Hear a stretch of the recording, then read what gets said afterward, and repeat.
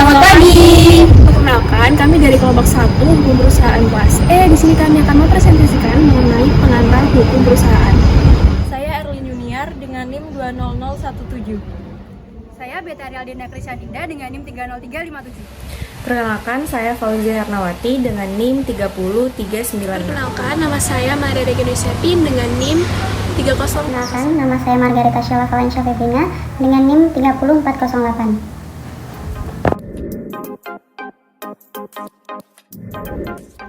Pengertian perusahaan secara historis itu berarti mengenai wujud perkembangan dalam dunia usaha yang kemudian diakomodir dalam Kitab Undang-Undang Hukum Dagang atau KUHD. Masuknya istilah perusahaan dalam KUHD diawali dengan ditemukannya beberapa kekurangan dalam KUHD yang menyebabkan ruang lingkup usaha yang menjadi kajian dalam hukum dagang ini menjadi terbatas. Namun, istilah perusahaan ini tidak disebutkan secara eksplisit di dalam KUHD. Dalam bahasa Belanda, pengertian perusahaan itu dibagi menjadi 3. Yang pertama ada onderneming, yaitu tercermin seakan-akan ada suatu kesatuan kerja yang terjadi dalam suatu perusahaan. Yang kedua ada bedrijf atau bisa diartikan sebagai perusahaan, yaitu penonjolan pengertian ini bersifat ekonomis, yaitu untuk mendapatkan laba dalam bentuk usaha yang menyelenggarakan suatu perusahaan. Bedrijf ini merupakan kesatuan teknik untuk produksi. Yang ketiga ada vennootschap, mengandung pengertian yuridis karena adanya suatu bentuk usaha yang ditimbulkan oleh suatu perjanjian untuk kerjasama dari beberapa orang, sekutu atau persero. Ada beberapa ahli yang memberikan pendapat mengenai arti perusahaan. Yang pertama dari Molengraaf, ia menyebutkan bahwa perusahaan adalah keseluruhan perbuatan yang dilakukan secara terus-menerus, bertindak keluar untuk mendapatkan penghasilan dengan cara memperniagakan dan menyerahkan barang-barang atau mengadakan perjanjian-perjanjian perdagangan. Di sini Molengraaf memandang perusahaan itu dari sudut ekonominya. Yang kedua ada Polak, yang mengartikan perusahaan dianggap ada bila diperlukan adanya perhitungan-perhitungan tentang laba dan rugi yang dapat diperkirakan dan segala sesuatu itu dicatat dalam sebuah pembukuan. Di sini Polak memandang perusahaan dari sudut komersilnya. Dalam perundang-undangan di Indonesia juga disebutkan beberapa pengertian perusahaan, seperti yang ada dalam Undang-Undang Nomor 3 Tahun 1992 tentang wajib daftar perusahaan. Dalam pasal 1 huruf B, disebutkan bahwa perusahaan adalah setiap usaha yang bersifat tetap dan terus-menerus dan didirikan, bekerja, serta berkedudukan dalam wilayah Republik Indonesia dengan tujuan memperoleh keuntungan atau laba.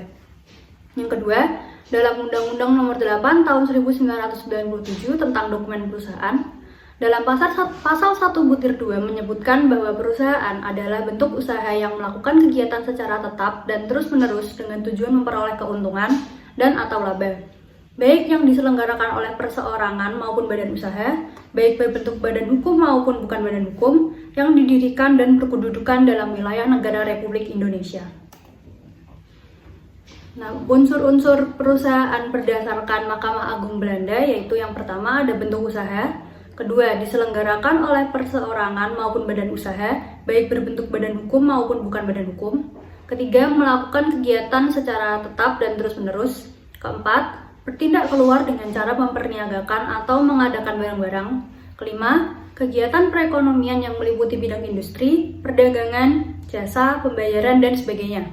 Keenam, perjanjian-perjanjian. Ketujuh, membuat perhitungan tentang laba rugi yang dibuat dalam pembukuan. 8. Bertujuan memperoleh keuntungan. Dan 9. Bersifat tetap atau tidak berubah dalam waktu yang singkat. Baik, di sini saya akan menjelaskan mengenai sejarah hukum perusahaan. Dimulai dari negara-negara di Eropa pada tahun 1000 Masehi sampai dengan 1500 Masehi, yang awalnya hanya merupakan hukum kebiasaan. Kemudian, tergantikan dengan hukum Romawi yang bernama Corpus Iuris Civilis, yang tidak lepas dari penjajahan bangsa tersebut. Faktor lain yang menyebabkan pergantian hukum di Eropa dikarenakan adanya sejumlah pelajar di Prancis dan Italia yang mempelajari tentang hukum Romawi. Pertama akan saya jelaskan mengenai perkembangan hukum perusahaan di Prancis. Negara ini memiliki berbagai macam hukum terkait perdagangan, yaitu hukum Germania dan hukum Romawi. Hukum Jerman diberlakukan di bagian utara dan tengah, yang menjadi asal hukum kebiasaan Prancis kuno. Disebut juga dengan Pays de droit coutumier atau hukum lokal. Sedangkan hukum Romawi disebut juga dengan Pays de droit écrit, yang diberlakukan di bagian selatan. Terdapat hukum kanonik dalam Codex Iuris Canonici yang digunakan di seluruh Prancis. Berbedanya hukum yang berlaku di masing-masing bagian negara menimbulkan adanya ketidakpastian antara satu wilayah dengan wilayah lain. Hal ini mendorong adanya unifikasi hukum atau kesatuan hukum yang tertuang dalam buku Corpus Delois. Pada abad XVII terbit Ordonnance de Guissieu. Terdapat 3 ordonansi di dalamnya yaitu L'Ordonnance sur les Donations, L'Ordonnance sur les Testaments, dan L'Ordonnance sur les Substitutions Fides Commissaires. Pada 21 Maret 1804, Prancis membentuk kodifikasi yang bernama Code des Franchises, dan pada 1807 terbentuk Undang-Undang Hukum Dagang yang disebut dengan Code de Commerce. Kemudian pada tahun 1807, Code Civil de Frances diundangkan Code Napoleon sebagai isi dari Code Civil des Frances. Ialah hukum acara perdata, hukum perdagangan, dan hukum acara pidana. Kemudian pada zaman Belanda memiliki peraturan dagangnya sendiri yang diberlakukan khusus untuk golongan pedagang, yaitu disebut dengan Koopmansrecht.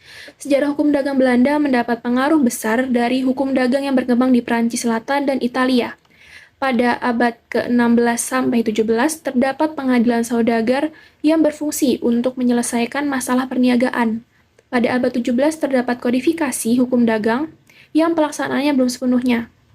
Sementara pada tahun 1673, Colbert membentuk Ordonnance du Commerce, dan pada tahun 1681 terbentuk Ordonnance du Marine. Namun setelah Revolusi Prancis, hukum dagang juga berlaku bagi golongan bukan pedagang. Pada tahun 1838, Belanda menjadikan Kode Sivil Prancis sebagai KUA Perdata, dan Kode de Commerce Prancis sebagai KUA Dagang. Berdasarkan asas konkordasi, KUHD Belanda diberlakukan bagi negara-negara jajahan Belanda termasuk Indonesia. Kemudian di negara kita sendiri yaitu Indonesia. Kenyataannya banyak sekali hukum Belanda yang bertentangan dengan hukum asli orang Indonesia. Namun demikian tidak ada larangan bagi orang Indonesia untuk menundukkan diri secara sukarela pada hukum Eropa. Untuk mengakomodasi hal ini dibentuklah lembaga tunduk sukarela. Akhirnya berdasarkan asas konkordasi, kedua kodifikasi itu juga diberlakukan di Indonesia dengan nama Kitab Undang-Undang Hukum Perdata dan Kitab Undang-Undang Hukum Dagang.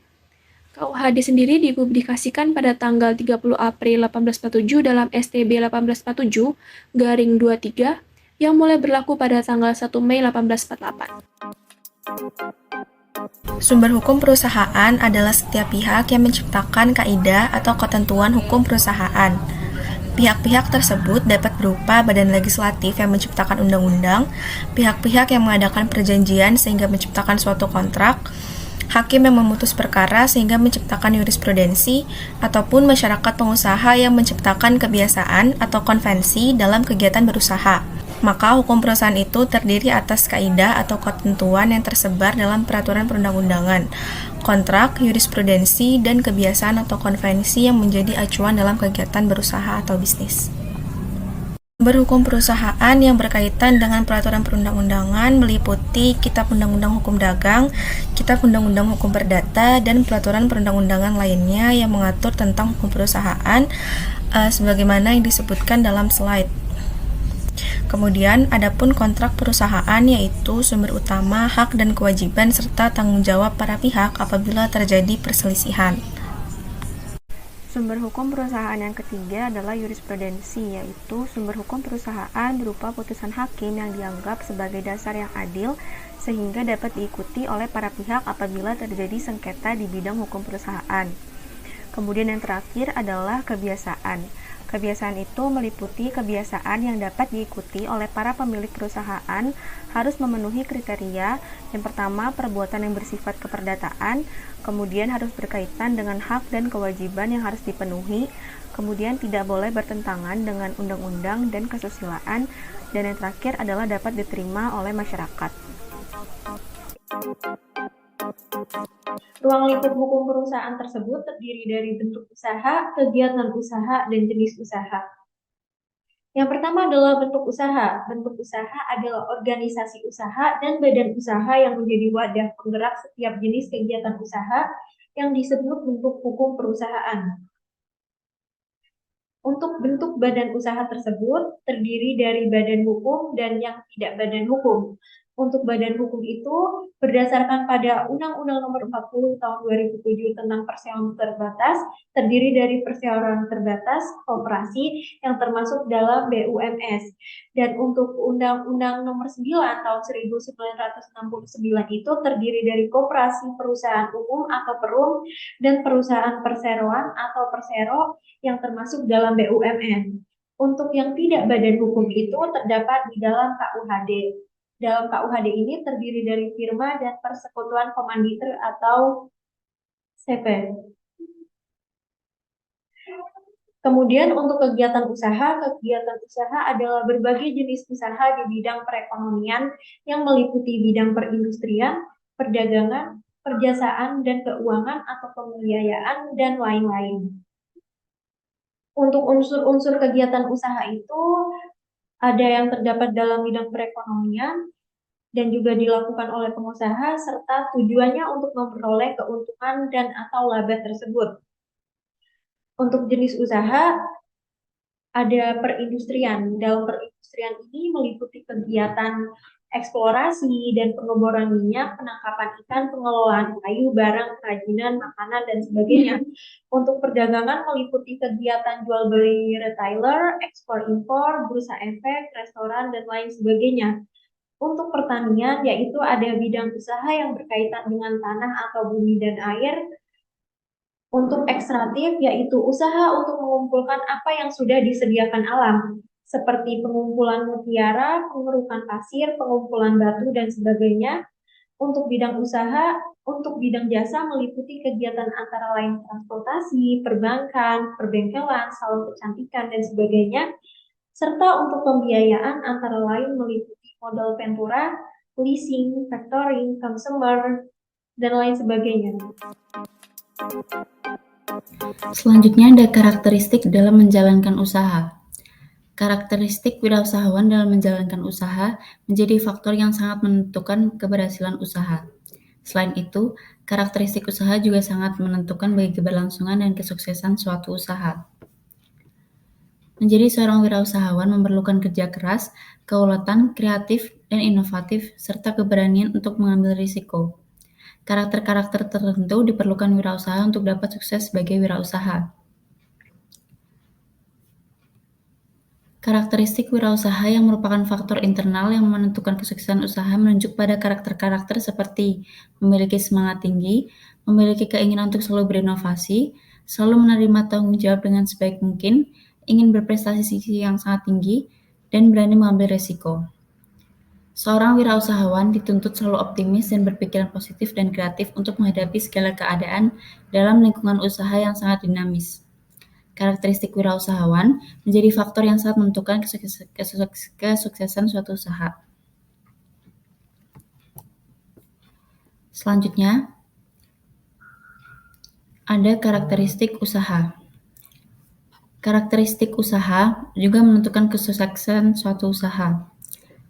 Karakteristik usaha meliputi asal-muasal usaha, sumber modal, dan skala usaha.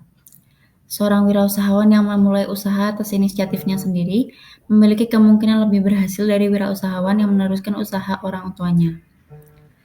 Karena mereka mengalami proses belajar yang mengasah kompetensinya sebagai seorang wirausaha. Selanjutnya ada modal yang menjadi faktor penting bagi setiap usaha. Fleksibilitas kecukupan modal menentukan kesuksesan suatu usaha. Sekian presentasi dari kami. Terima kasih.